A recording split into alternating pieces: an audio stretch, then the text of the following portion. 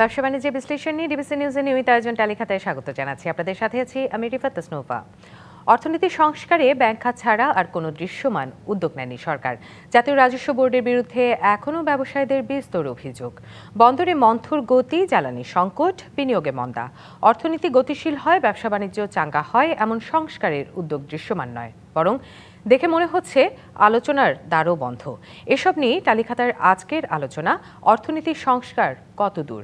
আলোচনা করতে অনলাইনে যুক্ত আছেন পলিসি এক্সচেঞ্জ অব বাংলাদেশ এর চেয়ারম্যান ও বিশ্ব ব্যাংক গ্রুপের সাবেক জ্যেষ্ঠ অর্থনীতিবিদ ডক্টর মাসুর রিয়াজ এবং ঢাকা বিশ্ববিদ্যালয়ের অর্থনীতি বিভাগের অধ্যাপক ডক্টর শাহাদাত হোসেন সিদ্দিকী। ডক্টর শাহাদাত হোসেন সিদ্দিকী, আপনাকে স্বাগত জানাচ্ছি আজকের আলোচনায়। আমরা আসলে সংস্কারের বিষয়টি নিয়ে বলছিলাম। অন্তর্বর্তী সরকার যাত্রা শুরু করার পর থেকে আমরা দেখেছি অর্থনীতির বিভিন্ন খাতে তারা সংস্কারের বিষয়টির উপরে বেশি জোর দিয়েছেন। আপনার কি মনে হয় যে এই মুহূর্তে আসলে কোন কোন খাতের দিকে গুরুত্ব দেওয়া উচিত? দেখুন, যে বাংলাদেশে জুলাই যে ছাত্ররা আন্দোলন, যেটা থেকে আমাদের এই অন্তর্বর্তী সরকার, সেটা মূলত কেন্দ্রটা কি ছিল, যে আমাদের যে ভারসাম্যের যে জায়গাটা সেটা নষ্ট হয়ে গেছে। অর্থাৎ আমরা বলতেছি যে আমাদের বৈষম্য তৈরি হয়েছে। অতএব সেই বৈষম্যটা অর্থনৈতিক বৈষম্য, এবং সেটা হতে পারে সম্পদের দিক থেকে, ভোগের দিক থেকে, এবং বিভিন্ন দিক থেকে আমরা বৈষম্য। তো অর্থনীতির জায়গায় যদি আমরা চিন্তা করি, সেই সংস্কারটা দিয়ে আসলে শুরু করেছে। যে লুটপাট হয়েছে, সরকারের যে বিভিন্ন প্রজেক্ট ছিল, সেই প্রজেক্টে আমরা জানি টাইম ওভাররান, কস্ট ওভাররানের নামে 70 থেকে 75% ব্যয় বেশি হয়েছে। সেইগুলো আসলে দুর্নীতির মাধ্যম হিসাবে ব্যবহার করা হয়েছে। এখন প্রশ্ন জাগে, এছাড়া মূলত কেন্দ্রটা ছিল যে ব্যাংক সংস্কার। সো ব্যাংককে কেন্দ্র করে, আর্থিক প্রতিষ্ঠানগুলোকে কেন্দ্র করেই বেসিক্যালি এই ধরনের দুর্নীতি হয়, যেগুলা খেলাপি ঋণ এই একটা উদাহরণ হিসাবে দেখতে পারি। এখন প্রশ্ন হচ্ছে যে আমরা আসলে এই সংস্কার, সেটা কার্যক্রম এবং তার জন্য পলিসির জন্য পরবর্তীতে অ্যাকশন, সেই অ্যাকশনের আউটকাম, রেজাল্টিং আউটকাম, কিন্তু আমরা আসলে এখনো আউটকামের দিকে যাই না। উল্লেখযোগ্য যে আমরা যদি খেলাপি ঋণের কথাই বলি, আমরা জানি যে জুন 2024 পর্যন্ত যদি দেখেন, তাহলে আমাদের খেলাপি ঋণ 2,11,000 কোটি টাকা, সেপ্টেম্বরে গিয়ে 2,74,000 কোটি টাকা। ইভেন IMF এর যদি পূর্বাভাস লক্ষ্য করেন, সেটা বলছে 3.5 লাখ কোটি যেতে পারে। কিন্তু বিষয়টা হচ্ছে, এই খেলাপি ঋণটা কোন প্রক্রিয়ায় বন্ধ হবে, অর্থাৎ যে প্রক্রিয়ার মাধ্যমে খেলাপি হয়েছে সেই প্রক্রিয়াগুলা চলমান কিনা, সেটা সংস্কার কিভাবে দেখছে। যে আপনি ব্যবসায়ীদেরকে সুযোগ দিবেন, আপনি সেটা রিফিনান্সিং এর মাধ্যমে অথবা পুনঃতফসিলের মাধ্যমে, সেই সুযোগগুলা তো আগেও পূর্ববর্তীতে দেওয়া হয়েছিল। এখন তার প্রেক্ষাপটে নতুন কি শর্ত যুক্ত হয়েছে?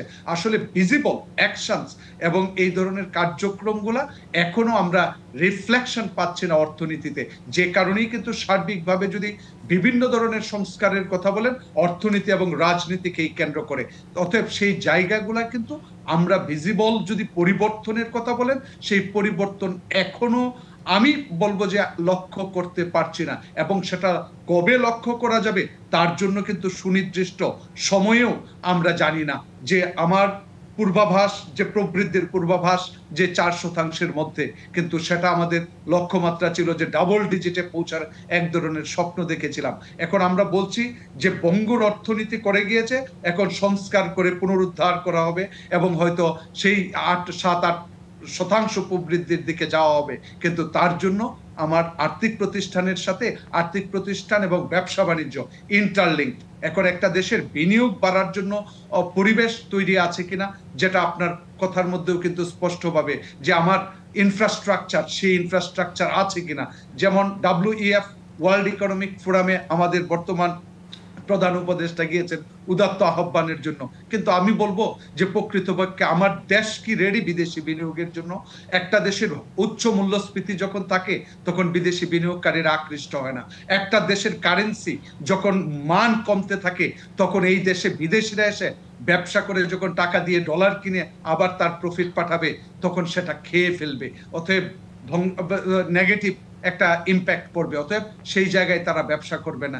ইভেন আমরা যদি পোর্টের কথা বলি, পোর্টের ক্ষেত্রে যে আমাদের উন্নতি হচ্ছে, কিন্তু আকৃষ্ট করার মতো, এফডিআই আকৃষ্ট করার মতো, হিউজ ইনভেস্টমেন্ট আনার মতো সেই পরিবেশগুলা তৈরি হয় নাই। আর সর্বশেষ বলবো, আমরা সংস্কার করছি এবং সেই সংস্কারের পাশাপাশি আমাদের পলিসি রেট বাড়াচ্ছি এবং ইঙ্গিত হচ্ছে সামনে আরো বাড়তে পারে।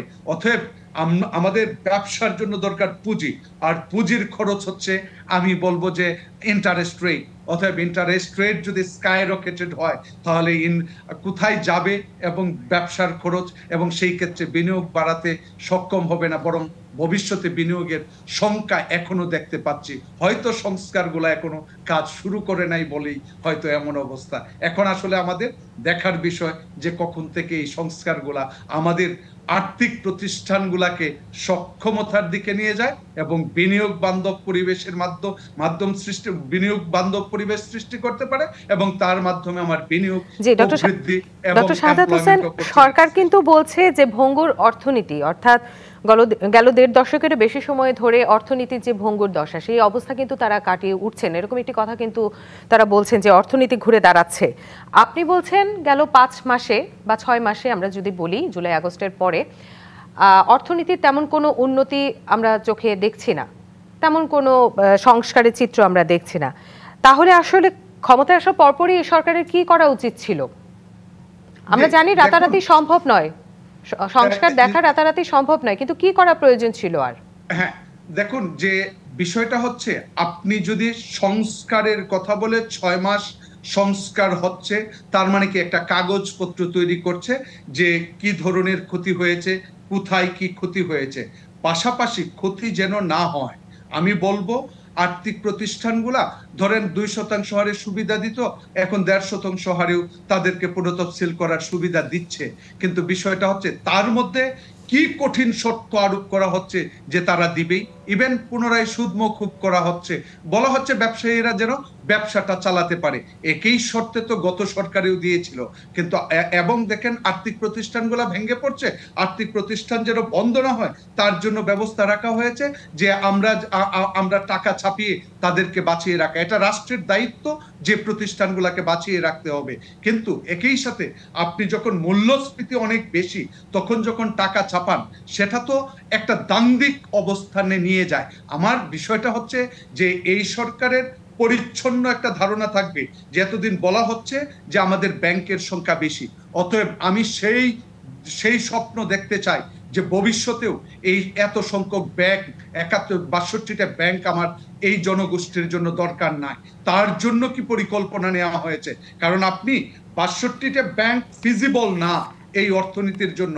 অতএব ভবিষ্যতে সেটা যে সংখ্যা থেকেই যাচ্ছে, সেই জায়গাটা কিভাবে ঠিক করা হবে সেটা কিন্তু ঠিক আমি দেখতে পাই নাই।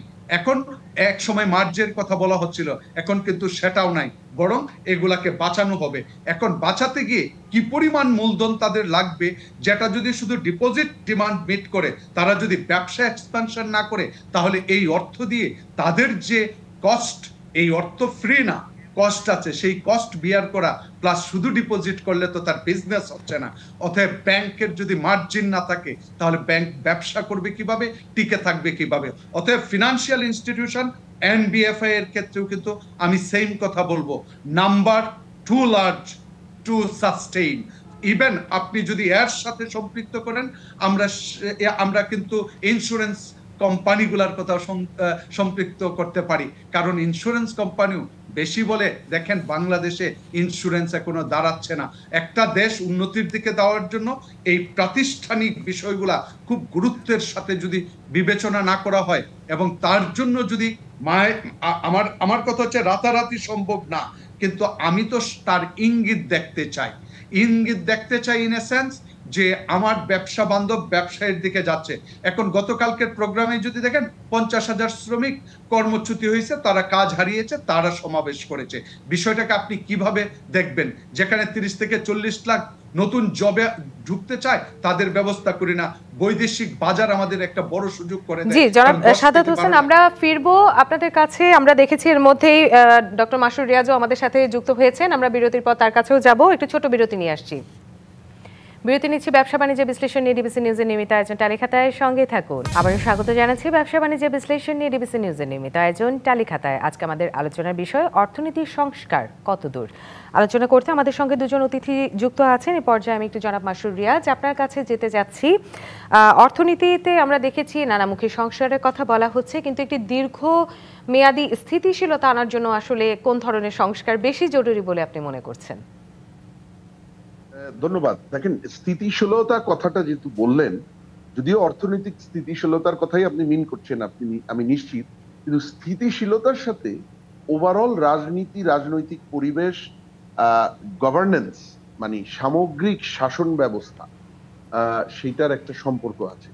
সুতরাং যদি স্থিতিশীলতার কথা আপনি বলেন, অর্থনৈতিক স্থিতিশীলতাই, এই স্থিতিশীলতা আনতে গেলে এখন এই 5ই অগস্টের যে একটা সমগ্র দেশের একটা আকাঙ্ক্ষার বাস্তবায়ন হয়েছে, একটা জনমুখী সরকার, অন্তর্বর্তীকালীন সরকার আসার মাধ্যমে, এবং তার মাধ্যমে বেশ কিছু অপশাসনের বা ব্যাড পলিসি প্র্যাকটিসের শেষ হওয়ার মাধ্যমে, এবং অনেক সংস্কার হবে ইনক্লুডিং অর্থনৈতিক সংস্কার, সেই আকাঙ্ক্ষার একটা মানে বাস্তব পথ চলার মাধ্যমে সেই জায়গায় 5.5 মাস পরে এসে কিন্তু এটা বলাই যাচ্ছে যে স্থিতিশীলতার কারণে সবচাইতে বেশি দরকার হয়ে গেছে অনিশ্চয়তা দূর করা। এই অনিশ্চয়তা আসছে অনেক কিছু থেকে। একটা আসছে যে আপনি জানেন, সেই গত অগাস্ট মাস থেকে কিছু অংশ আনঅ্যাভয়েডেবল 15 বছরের এই ধরনের একটা স্বৈরতান্ত্রিক শাসনের পরে, বা কিছুটা কিন্তু কন্ট্রোল করা যেত, কিন্তু সেগুলোও হচ্ছে যে কথায় কথায় আনরেস্ট, কথায় কথায় বিক্ষোভ, তার মধ্যে বিশেষ করে ইন্ডাস্ট্রিয়াল বা ইকোনমিক হাবস গুলোতে বিক্ষোভ। দ্বিতীয়ত হচ্ছে সরকারি যে প্রশাসন যন্ত্র, আমি প্রশাসন ক্যাডারের কথা বলছি না, এমনি অ্যাডমিনিস্ট্রেশন, সেটার সাথে কিন্তু নাগরিক এবং ব্যবসা বাণিজ্য এবং অর্থনীতির চাকা চলার ওতপ্রোত সম্পর্ক আছে, এবং কিন্তু সেই সিভিল প্রশাসনে বা সরকারি প্রশাসনে বিভিন্ন ধরনের অস্থিরতা বিরাজ করছে। তার সাথে তৃতীয়ত 5.5 মাস পরে এসে আমার মনে হয় চারদিকে উৎকণ্ঠা বাড়ছে, এবং এটা বিভিন্ন রাজনৈতিক দলের বক্তব্যেও আমরা দেখছি যে নির্বাচন কি হবে এবং কবে হবে। যদিও মাননীয় প্রধান উপদেষ্টা একটা ইঙ্গিত দিয়েছেন যে এই বছরের শেষে, আগামী বছরের প্রথমার্ধে, কিন্তু এটাতে এখনো সবাই কিন্তু আশ্বস্ত হতে পারছে না, যেহেতু এটা একটা মানে এটা ওয়েলকাম ফার্স্ট স্টেপ, কিন্তু এটার থেকে অনেক বেশি ক্ল্যারিটি এখনো আসে নাই। এবং এই যে মানে পলিটিক্যাল ইলেক্টেড গভর্নমেন্টের ট্রানজিশন হওয়া, এটার উপরও কিন্তু স্থিতিশীলতা আলটিমেটলি কত তাড়াতাড়ি আসবে, কতটুকু সাস্টেইন করবে, এটা নির্ভর করছে। এটা হলো সর্বপ্রথম আপনার অনিশ্চয়তা দূর করতে হবে। দ্বিতীয়, অর্থনৈতিক স্থিতিশীলতার কারণে যেগুলো ঝুঁকি সৃষ্টি হয়েছে গত বিশেষ করে 2.5 বছরে, যেগুলো একটা বাস্তব চ্যালেঞ্জের মধ্যে আমরা যাচ্ছি, বিশেষ করে ব্যাংকিং খাত, মানে ব্যাংকিং খাতের এই সমস্যা 15-16 পর থেকেই এটা সৃষ্টি হওয়া শুরু করেছে, কিন্তু 2-2.5 বছর আগে গিয়ে এটা বিস্ফোরণ ঘটেছে। একই জিনিস আমার exchange rate, balance of payment সেই জায়গায়, যেটার সাথে রিজার্ভ লিঙ্ক, আর তৃতীয় হচ্ছে ইনফ্লেশন। এই তিনটার অবস্থা কিন্তু একটাও খুব একটা ভালো না এখনো। যদিও বাংলাদেশ ব্যাংকের নতুন নেতৃত্ব খুব সাহসী পদক্ষেপ বা কিছু বাস্তবসম্মত পদক্ষেপ নেওয়ায় অ্যাটলিস্ট রিজার্ভের কন্টিনিউয়াস পতনটা বন্ধ হয়েছে। এক্সচেঞ্জ রেটে অ্যাটলিস্ট ডিসেম্বরের মাঝামাঝি পর্যন্ত একটা এত বড় পট পরিবর্তনের পরেও, রাজনৈতিক অস্থিরতার পরেও স্টেবিলিটি ছিল। ডিসেম্বরের এন্ডে এসে কিছু নতুন অস্থিরতা দেখা যাচ্ছে এক্সচেঞ্জ রেটে, বাট এটা আশা করি কন্ট্রোল করা যাবে দ্রুত। তো এই তিনটা জায়গা আমাদেরকে খুব দ্রুত কন্ট্রোলে আনতে হবে। এখানে ইনফ্লেশনের ক্ষেত্রে ভালো পদক্ষেপ আছে, যেমন টাকার প্রিন্টিং, অযথা টাকার প্রিন্টিং বন্ধ করে দিয়েছে, আপনার interest rate, monetary tightness maintain করছে। কিন্তু আমি যতক্ষণ বাজারে সাপ্লাই সিচুয়েশন, আমি নেট ইম্পোর্ট ডিপেন্ডেন্ট কান্ট্রি, আমার যদি ইম্পোর্ট সিচুয়েশন নর্মালাইজ না করতে পারি, আর তার মাধ্যমে সাপ্লাই বাজারে নর্মাল স্বাভাবিক জায়গায় নিতে না পারি, আমার ইনফ্লেশন কমানোটা ডিফিকাল্ট হবে।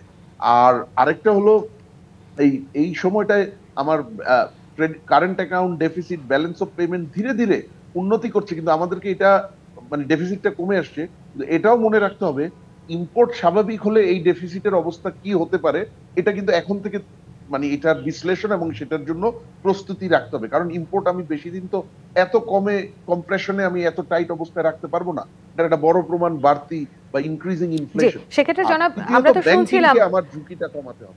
আমরা শুনছিলাম মাসুদ রিয়াজ বলছিলেন, সেক্ষেত্রে একটি বিষয় জনাব সাদাত হোসেন আপনার কাছে একটু জানতে চাবো।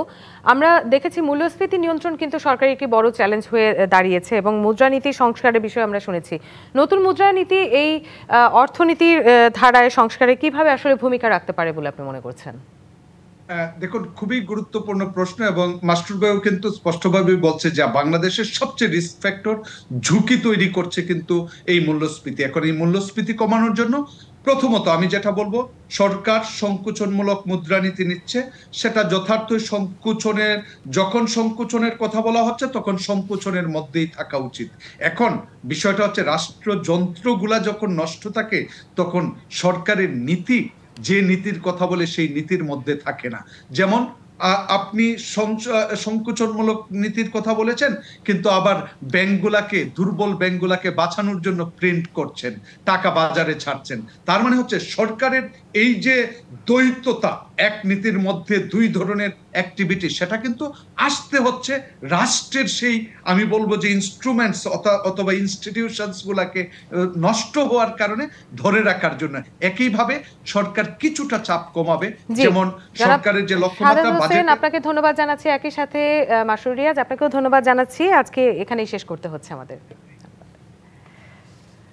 ব্যবসা বাণিজ্য বিশ্লেষণ নিয়ে ডিবিসি নিউজের নিয়মিত আয়োজন টালিখাতা আজ এ পর্যন্তই। সঙ্গে থাকুন।